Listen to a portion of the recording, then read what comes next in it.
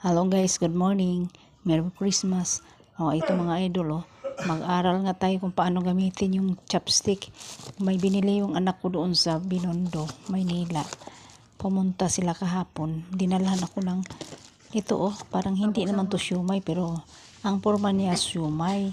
Ngayon, pag-aralan natin kung paano gamitin yung chopstick kasi may kasama siyang chopstick.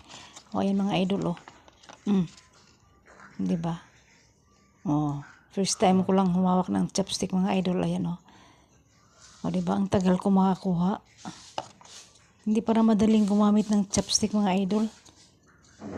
Kutsara lang ang alam ko at saka tinidor. Kaya ginilid ko yan. Meron ilagay kasi akong sauce dyan. Yung sauce niya sa usawan. Diba? Tingnan mo mga idol. Gusto ko nang tikman kaso hindi matikman-tikman kaagad. Siyempre ayusin ko muna. Ayan na nga yung sauce niya. Sausaw natin, tikman natin kung anong lasa. Kasi pinipilahan daw yan doon sa sa Binondo Ayan